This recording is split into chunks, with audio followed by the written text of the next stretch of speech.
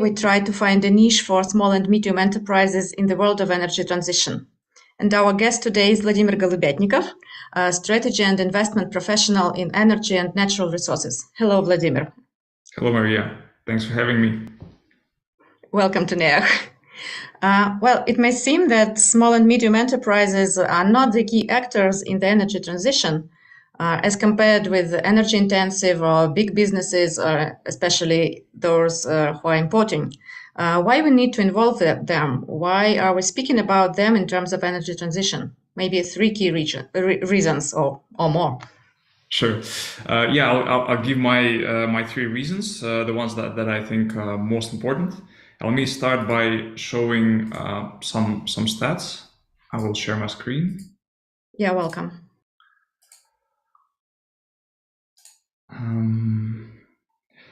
So actually, reason number one is that small and medium enterprises, let's call them SMEs for the sake of short, they are a very large part of the global economy. So there are a variety of statistical data that shows that actually, if we look at the number of businesses, both worldwide and on the more granular level at different countries, SMEs are actually more than 90% of the number of all businesses.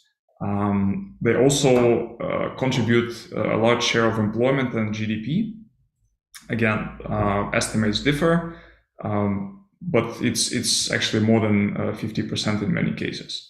And throughout today's webinar, I will be referring a lot to the European experience, but also to other countries like Kazakhstan, for example, because as I saw on LinkedIn, there are quite a few people registered from Kazakhstan, and also I have an experience in this country.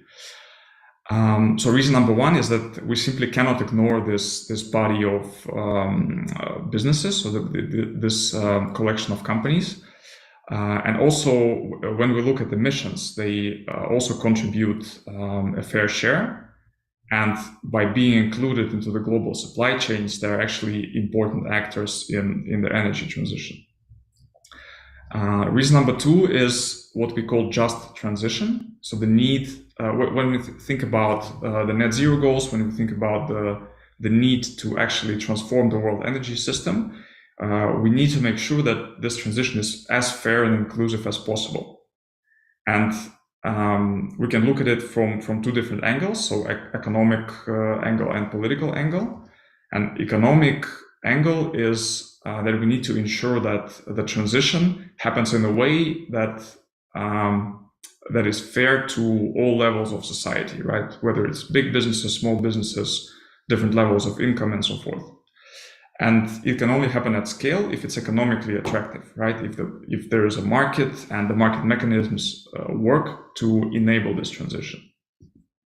And from the political angle, the policies that are designed to support the energy transition, they can only be sustainable, let's say, so meaning that they can only last through time if they're supported by, again, all actors of society.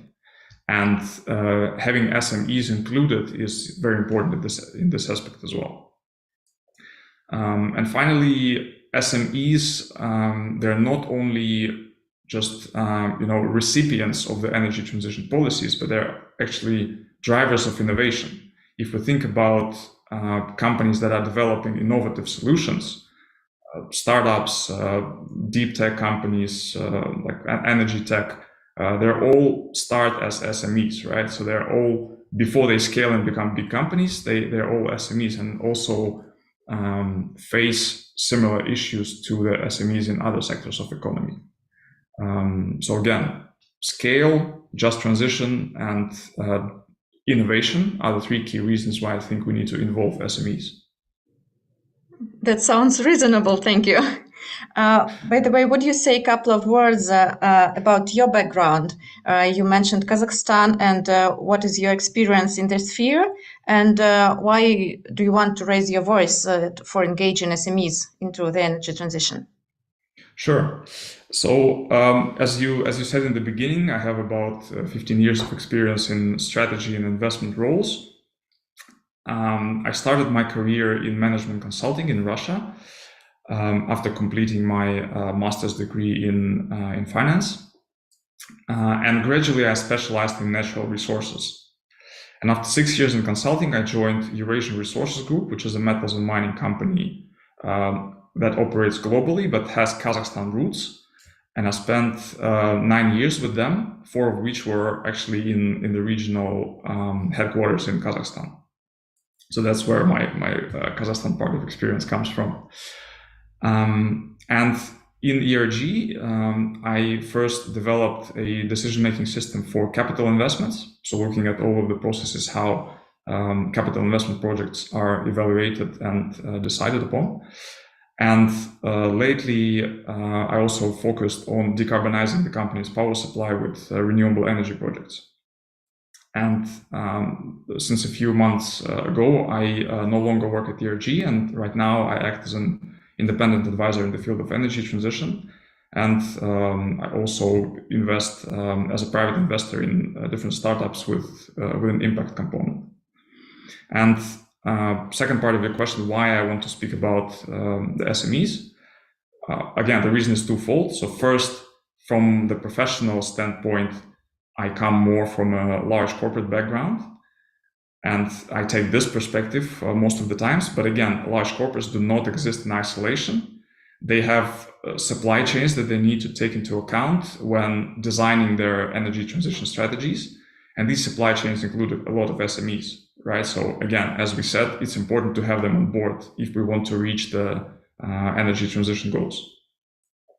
And second reason is more personal. So I think it's important to promote energy transition and promote sustainability discussion on all levels, and especially in the business environment. And I want to contribute to it personally as well. And if I can share some of the thoughts, and if we can have a discussion about this on the NEA platform today, that would be great.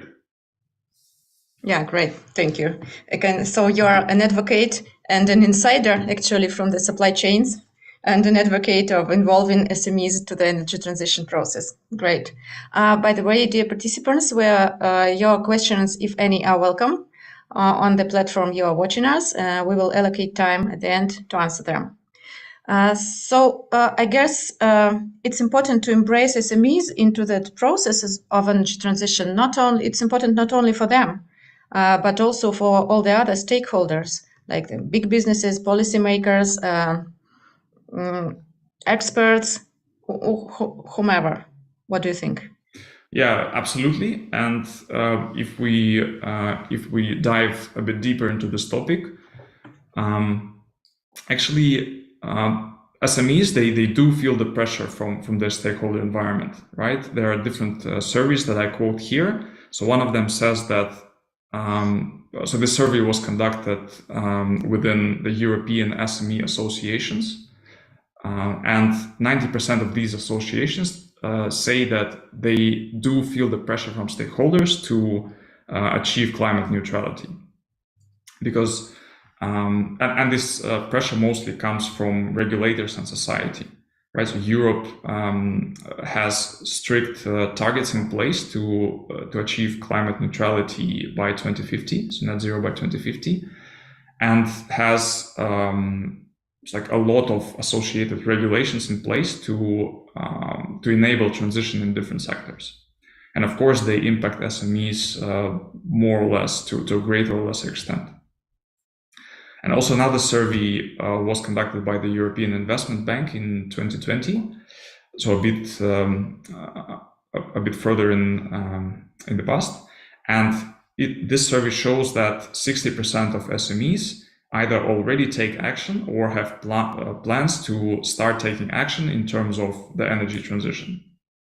And yeah, that shows that, as you said in the beginning, different stakeholders, they also pay attention to SMEs and they want to involve them in this process, right? And if we can think a little bit about what stakeholders do SMEs have, and what kind of requirements or what kind of influence they have on this ecosystem. Yeah, I've listed a few stakeholders here on the slide, and maybe we can discuss it for a couple of minutes. So first of all, as we said, again, regulators, they need to make sure that the whole economy transitions to the targets that they have. In the case of Europe, it's again net zero by 2050, and when designing the policies, regulators need to make sure that SMEs, since they're a big part of the economy, as we discussed, that SMEs are included, but also to support them because they contribute a lot to GDP, to employment, and they need to make sure that these economic actors also have the resources and knowledge and means to achieve the targets set by the regulators. I'm sorry, Vladimir. Yeah. If we speak about different national policies on carbon neutrality, well, I do not doubt about the European, but concerning other countries, do they really see SMEs as actors and drivers?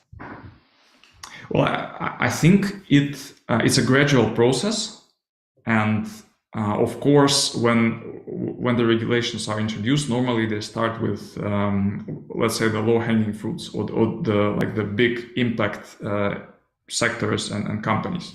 Right? Mostly they target first big companies, but then as the regulation develops, as the discussion really in the society progresses, SMEs become part of the picture, and we can see it. We can see it actually from the European history, right? When the Europe introduced its first regulation at the beginning of 2000s, for example, on the emission trading system, SMEs were not part of it.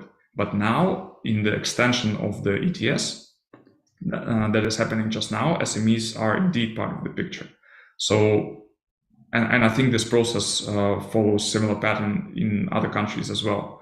So regulators start with big impact sectors or big impact companies, and then gradually widen the scope of the regulation to include SMEs as well.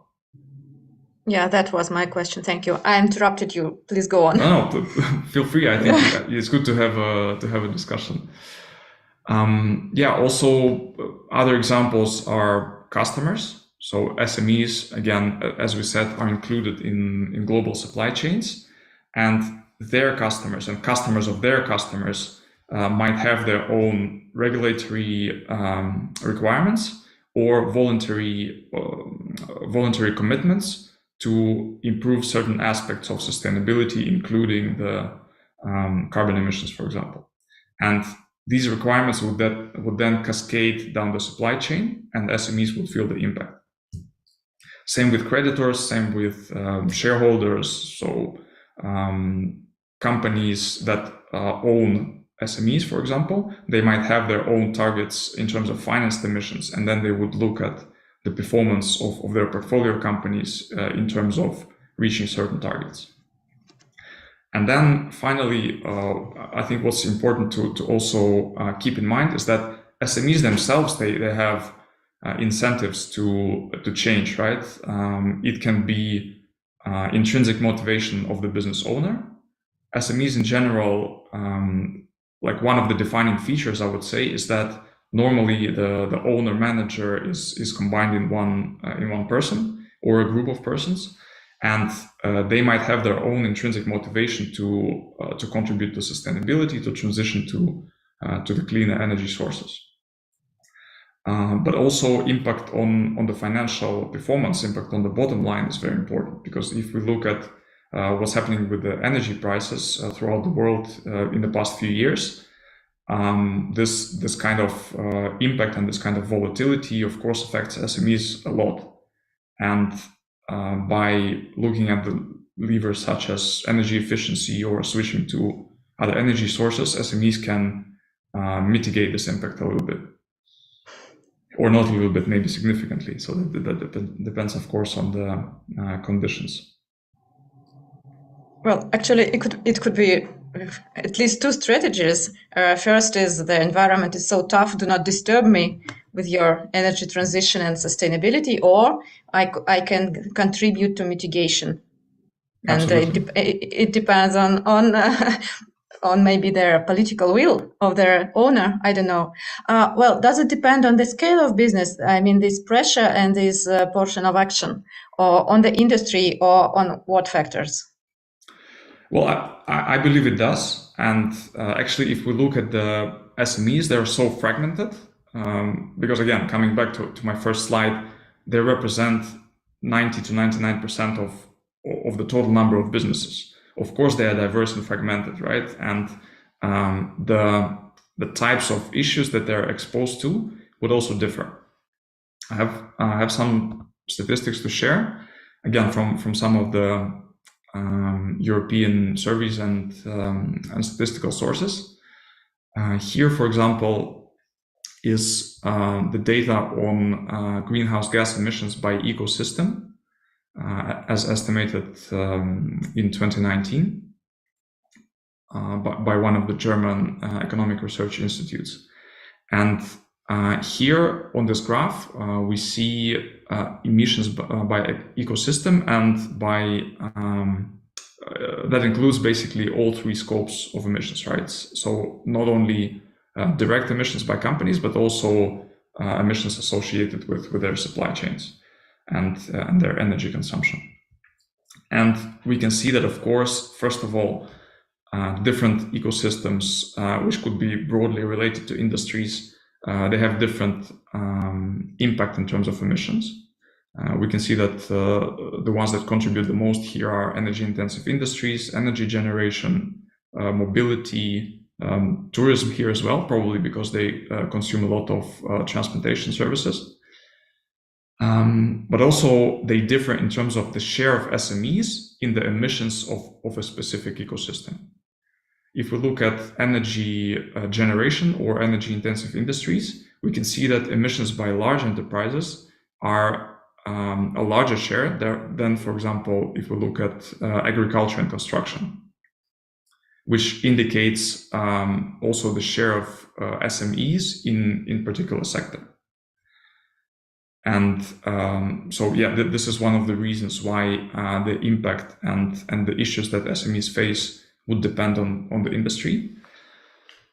And another graph that is also interesting to see in combination with the previous one is the survey of small and medium businesses, where they ask them, like, how challenging is it for you to reach the European Union 2030 emission targets, which is reduce emissions by 55% versus the 1990 level. And these answers also differ to a great extent. What I find interesting on this graph, for example, is that if we look at this lighter blue color, that represents that the SMEs who answered like this, so they see no challenge in actually reaching the emission targets. And these are mostly the sectors that on the previous graph, as we saw, contribute very little to overall emissions. So if we see, for example, electronics, digital, and cultural industries, we go back and we can see that these three industries, they're actually the smallest in terms of the greenhouse gas emission contributions. And if we look again at the ones who said it's very challenging or even impossible, so red and dark blue, these are the industries that contribute a lot, right? So energy intensive industries, energy generation, other industries that have big GHG footprint. So again, it depends on the sector, it depends on the size of the business, it depends also on the country, because the regulatory pressure is different if an SME, for example, is based in Europe or is based in China or is based elsewhere. That also relates to your previous question, how regulators approach the energy transition issue, right? So if they're at the point where they target only the big companies at the moment, then SMEs would feel less pressure. If it's wider in scope already, then SMEs would of course be more impacted. And in our further discussion, I think it's important to keep in mind that the SME space is very fragmented, and it's really very specific on what kind of SMEs are we talking about, but we would try to highlight certain generic trends. Yes, very interesting graphs. Here I see how fragmented really and different the answers are. For example, for some industries like textiles or construction, their answers are of both scales, yes, very challenging and no challenge and minor challenge. Okay. Yeah, and also, sorry, one other point to mention is that, again, in one of these surveys, it's not on the slide, but I saw it in the data when I was thinking about this topic in preparation for the webinar. The less the size of the SME, the less likely it is to actually think about these topics, right? So if SME is very small, the owner and the team has other things to worry about, right? So they are less likely to measure their emissions. They are less likely to invest in energy transition topics and so on. Yeah, they are too busy with their business as usual, let's say. Yeah. Okay, we need to turn to threats and opportunities, risks and possibilities. What to start with? Well, let's start with the threats, and then we can end up on the brighter side.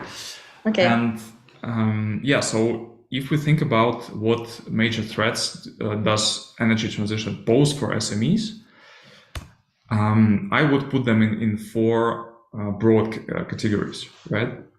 So first one is the burden and cost of compliance. We discussed regulation already to some extent, and to the extent it touches SMEs, to the extent that SMEs are covered by relevant legislation, they need to make sure that they comply with it, and it has certain efforts and costs associated with it. Again, here I've listed a lot of European regulations, but a few examples to mention that could be interesting, I think, is first EU ETS, which is the European Union Emission Trading System, that until recently covered only large stationary emitters in certain sectors, such as electricity generation, refineries, metal production, and so on. But recently it has been decided, and the new regulation came out, that starting from 2027, EU ETS will be extended to cover other sectors, such as buildings, road transport, and fuel consumption in other industries.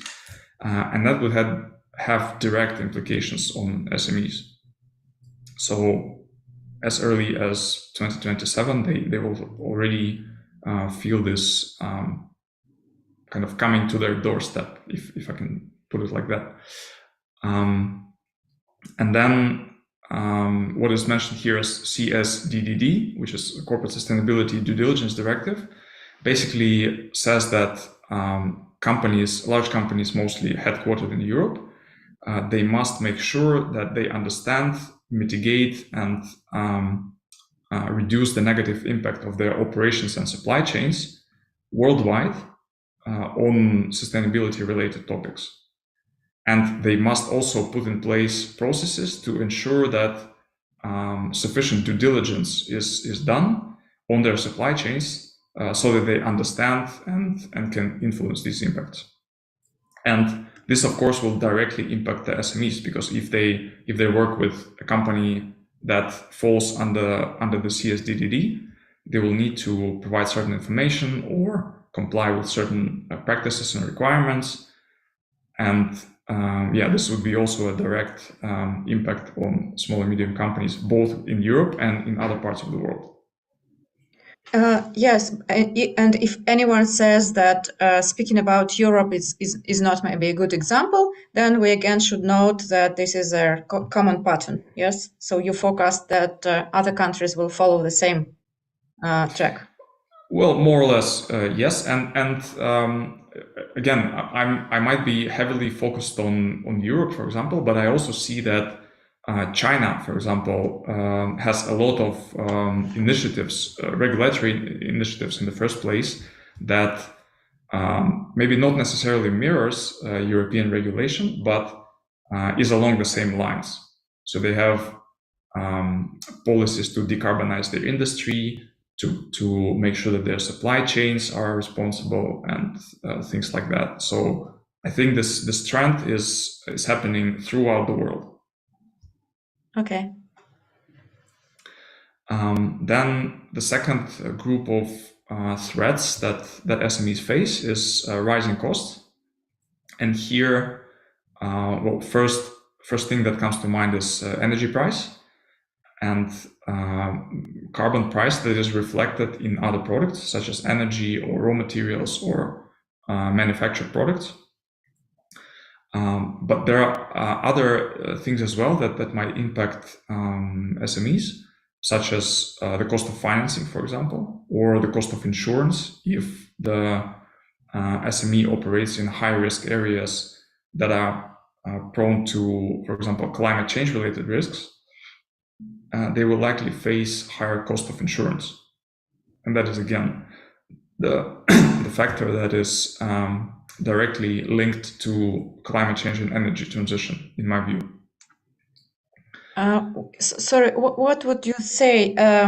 Is this situation again common in what countries? In all of them or not? In what macro regions? Because as I see it, maybe not every investment or fund market is affected by that green premium or green concerns.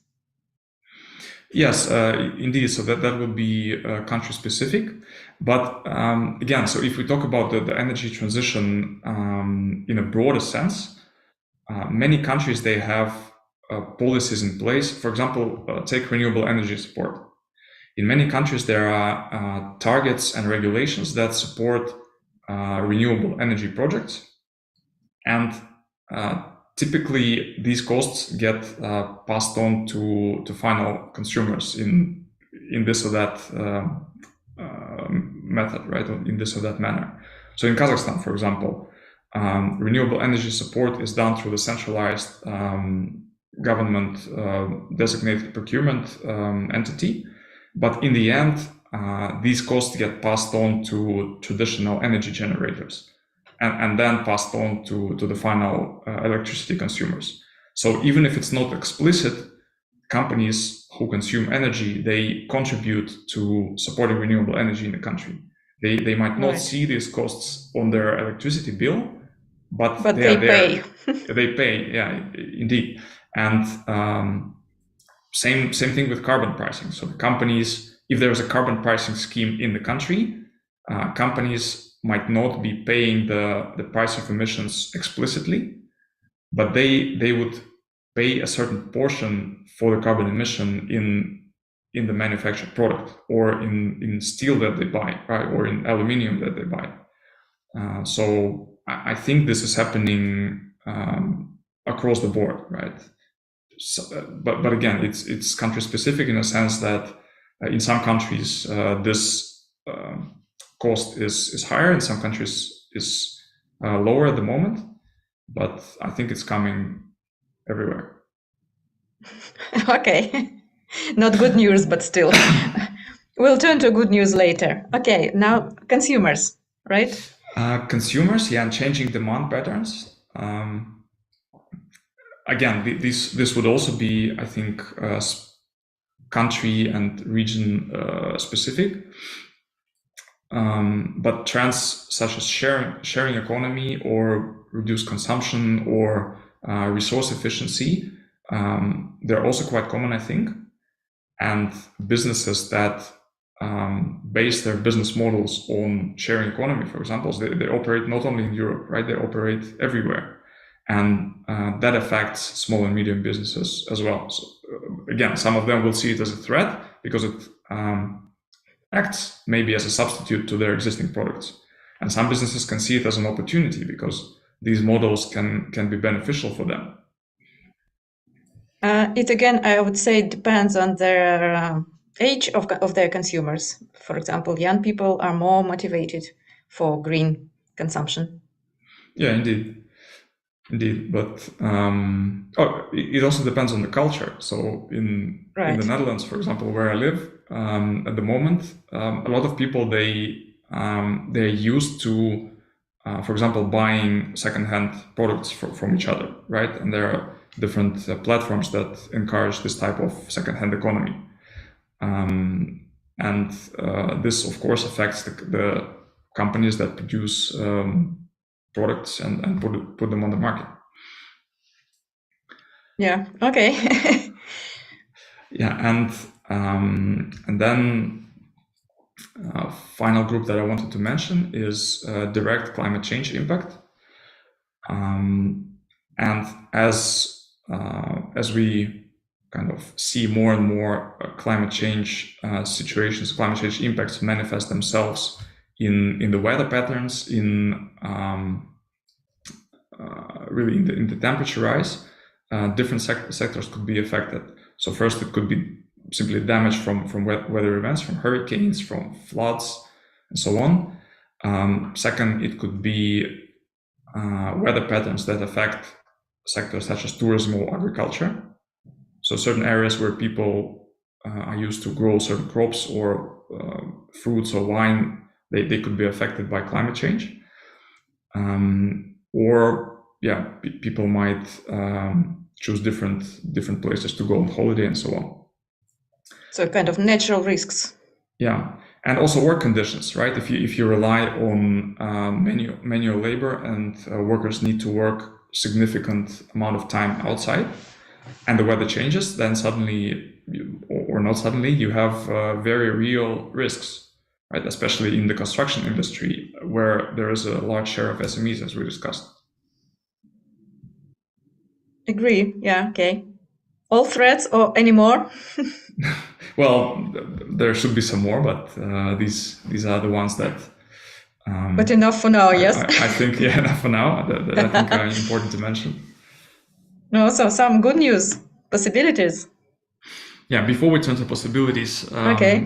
we also maybe mention why SMEs they kind of struggle a bit to adapt to these threats and challenges, and the factors could be lack of financing, lack of awareness. So companies might simply don't know what solutions are available or what regulation is coming. They also have less resources in terms of personnel or financial resources than big companies to adapt. There also might be uncertain of regulatory developments in a certain country. So again, something to be aware of. Not necessarily bad. For some companies, it might be kind of a negative development. For some companies, positive, but something to keep in mind for sure. And to have, I guess, to have some instruments at hand, how to adapt or how to use. Okay. Yeah. So when we think about opportunities, this is maybe a bit simplistic, but I use it as a framework to think how companies can position themselves and how to approach what kind of effects they can get and what kind of opportunities from the big trend of energy transition.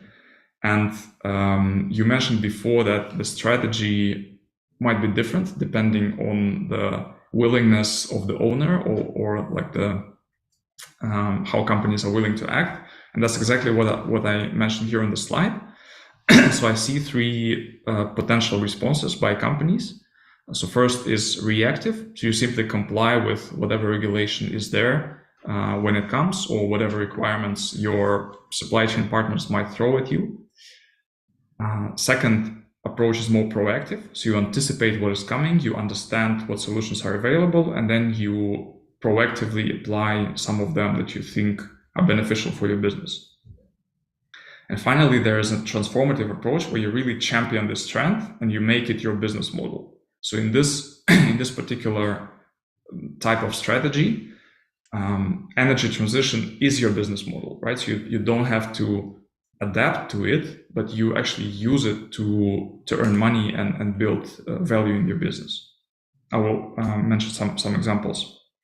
Well, actually, we have saw on that graph on industry that the businesses who work in the renewables are not challenged. They feel good. Well, yes and no. They have their own set of challenges, right? But it's definitely aligned with the overall trend, right? And in terms of effect, there could also be different types of types of effects that the companies see. So first of all is they can minimize risks, and such risks as non-compliance, for example. So they could simply avoid some sanctions that could be put upon them if they don't comply with certain regulation or requirements. Then they can reduce costs, for example, by applying energy efficiency measures or switching to green electricity where it's more cost efficient. Then the third group, they can also improve the efficiency of their assets, for example. And this is one of the levers that I will mention later on when we talk about what can companies do. They can attract additional customers. As we said, demand patterns are changing, and customers might place more value on companies and products that are more sustainable, that are more cleaner in terms of the energy sources they use, for example. Or they can really start a new business or develop a new product. This is more in line with the transformative strategy that we discuss here, right? So transforming your business in line with the energy transition might give you a different set of customers, a different set of products. And these effects, they're not necessarily consequential. So it could be also a mix. For example, if you start a new business line or you attract additional customers, it's not necessarily that your cost will go down. They can also go up, but maybe there is so much value in this new business that the overall effect is positive. And speaking of transformative approach and companies who follow it, there is the whole set of companies that operate in the space. As you mentioned, this could be renewable energy developers that, for example, build rooftop solar or provide energy as a service, right? So they find clients who want to switch to renewable energy, and then they enter into a power purchase agreement, and this is their core business. Or startups that develop clean technologies. This is also kind of their type of response, their type of strategy. Well, actually, you've started to classify the businesses somehow. Could you show maybe their marginal points? Do you mean that every business should tend to go up to transformative or not? Who are at the minimal risk now, and who can? I wouldn't say ignore, but be more passive. No, I would not say that every business should go to the transformative or like champion, what I call here champion strategy, because it depends on what type of core competencies you have in your business. So for some companies, going into clean energy or clean tech or energy efficiency is simply not their business. So it's not their strategy. So they should not go there. But then really think about whether you want to simply comply with whatever comes, or you want to be a bit proactive and anticipate to also stay ahead of the curve and stay ahead of the competition, maybe in some aspects. Okay, then we need some recommendations, yes, to be valuable and helpful. Say for a good, conscious, and average small or medium business that is not a champion, maybe not with renewables or energy as a service or something like that, but if I want not only to comply with, but to be proactive, what should I do? What can I do? Yeah, practical things. What to do? Let's discuss a little bit. So again, I like to classify things as you see by now. So I have 3 groups of measures you could take, in my view. So first of all, really be aware and educate yourself, and just to be aware of what is coming in terms of regulation, what is possible in terms of projects you could take, and so use different sources of information to stay aware, basically. And the channels could be different. Communities such as NEA, for example, that offers a lot of education courses for different types of actors, for individuals, for companies, and so on. Authorities often provide training and learning webinars or resources. So, for example, like a Ministry of Energy could be a valuable source of information with some webinars explaining the changes in regulation, or different associations. So in Kazakhstan, for example, I could mention the association which is called Kazakh Green, which is an association of clean energy, and they have a lot of resources both on their website and in terms of webinars they organize and events that can really help you keep up to speed if you're operating in this market. And also what I mentioned here with an exclamation mark is supply chain partners, because often big companies, if they want to engage SMEs in their journey towards cleaner energy or towards net zero, they also provide a lot of resources, often financing and connections, to make sure that companies who operate in their supply chains, they have all the resources needed to transition. And examples could be Apple, for example. They have a program to help their suppliers switch to renewable energy. And recently, together with Nike, they started what is called Clean Energy Procurement Academy, which is an initiative where they provide resources, so education and connections to the wider ecosystem, basically for the same goal. Actually, maybe I would add to ask their energy supplier for some demand side management or Yes. green tariffs or some community renewables, something like that. Yeah, absolutely. Thanks for adding. Second group of measures you could take is measure and prioritize. So understand your emissions and environmental performance, and think about the biggest levers you can pull to minimize your impact. And here, again, depending on the size of your business and the tools and resources available to you, you could go with simple online carbon emissions calculator, but you have to be aware that these are typically based on benchmarks, so they have their own limitations. Or you can engage professional services to help you estimate and measure and verify your emissions, if that's needed, for example, for compliance reasons. And finally, leverage available solutions. And this is where you go from understanding and educating to acting, right? You could, well, first lever is always energy efficiency. And I don't have to tell you about this. This is probably something that you can run a lecture on. But I think it's important to always think of it as a first lever and first measure to take. Then again, oftentimes the biggest levers would be switching to clean energy and clean transport.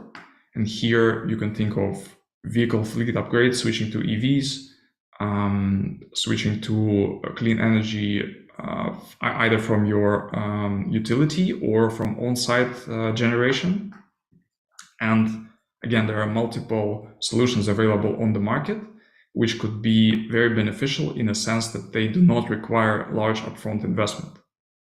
Right? If we talk about switching to the fleet of electric vehicles, you could go to leasing companies or a bank, and a lot of them, well, again, speaking about Europe, there's a lot of measures, a lot of solutions in the market where you could lease an EV for your business, and rather than contributing a lot upfront as a capex, you can just start paying as an operating cost.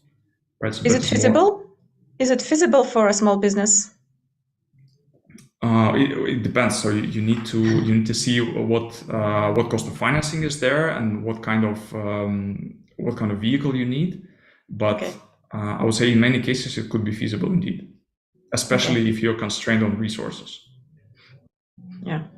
So in Europe, until recently, the interest rate environment was very favorable, and the cost of financing was quite low. And so that made financial sense. In terms of switching to clean energy, there is a possibility to enter into an on-site PPA with an energy developer. Again, one of the solutions, right? Where an energy developer project developer would build, for example, a rooftop solar power plant, would own and operate it, and you as a small business, you would pay for the energy produced based on a fixed price per kilowatt hour or a fixed price linked to a certain inflation component, for example. And then again, so it's a kind of energy performance contract. No? Kind of. Okay. So yeah, basically you would agree to take on certain amount of electricity produced by the rooftop solar power plant, but you don't have to incur investment cost and then maintenance cost. So you would pay a fixed price per kilowatt hour, and again, oftentimes it makes financial sense because as an energy consumer, typically the price you pay consists of wholesale electricity price and then payment to transmission operator and then payment to the distribution network operator and then some auxiliary services maybe. So then the price on your side is quite high. Then if you connect a generation asset behind the meter that directly supplies you energy, there is actually a difference that can be kind of shared between you as a consumer and then project developer, so that both sides have economic incentive to use this kind of model. Yeah, but the grids are not very happy. Yeah, that's true. But it's okay. It's okay. In some, again, depends on the regulation and on other stakeholders, but in some places it's feasible. Yeah, but we are advocating small and medium-sized today. So for them, that could be a solution. Okay. Yes, and I see digital. Digitalization is of course another lever that can help you with your energy efficiency targets, or simply to reduce like travel, for example. This is again a very simplistic solution, but a lot of companies there are using it already, and so it could reduce costs and energy consumption, right? And then smart appliances or building management solutions that can reduce your electricity consumption or that can optimize your equipment operation. So these are all, I think, important levers to consider. Yeah, I agree absolutely. And as an energy management auditor and trainer, I would say that it's all kind of energy management for like minimal energy management for SMEs, because it's systematic, consistent, and going on. Yes, and thank you for mentioning NEAH, because yes, really what we offer and what we are doing is educating and information and training and community building. So providing information and possibilities in terms of energy transition and how to use these possibilities. Yeah. Thank you. But actually, the main problem is where to find resources. First, money and time. Yeah, indeed. And for SMEs, I think it's especially important. As we saw, they often lack, it's important for all businesses because you always face constrained resources. But for SMEs, it's especially a problem, or it could be especially a tough obstacle to overcome.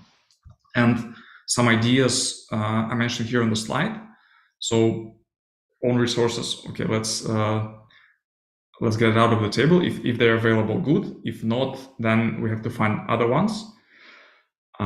Commercial banks could be a source of funding, and traditionally for SMEs, this is quite an important source of funding. And many banks, they have special programs in place to support small and medium businesses. and specifically to support small and medium businesses in their energy transition projects. In Southeast Asia, for example, DBS, Digital Bank of Singapore, a large bank based out of Singapore, they have a special program in place to support SMEs in energy efficiency, in financing renewable energy, and in other energy transition related projects. Similar programs are there in European banks, for example, ING, which is a large Dutch bank, so they also finance projects like this, or, for example, real estate upgrades. There are government programs that you could explore. Again, many examples in Europe, but also in other regions like Kazakhstan. Damu Entrepreneurship Development Fund, they offer different subsidies, loan guarantees, guarantees for green bonds that can also support businesses in their energy transition. Then there is what I call CAPEX to OPEX. This is something we discussed on the previous slide, where you actually move your expenses from investments to operational expenses by leveraging business models of other players. So if you want to, again, coming back to the example of an on-site PPA, instead of actually buying and building a rooftop solar power plant yourself, you engage a specialized developer that can do it for you, and then you pay on a per kilowatt hour basis. So this is the one of the things you could explore. And then, of course, entrepreneurial finance. If you are a high growth business or a business with an innovative, scalable component, then private equity, venture capital, angel investments, and similar instruments are quite relevant to you, because these are specific use cases for these types of investors to allocate capital. So again, this is not for everyone, but a certain subset of SMEs could be very well suited to use this type of funding. Mm-hmm. Yeah, thank you. I've got a question in the chat. How much time do I have if I do not feel this pressure to keep reactive? Well, maybe the participant means that no need to react now, but in what? In 2 years, in 5 years? We do not know the jurisdiction or the industry. Yeah. Again, the answer is it depends. Right? But maybe some cases. I think the reactive strategy can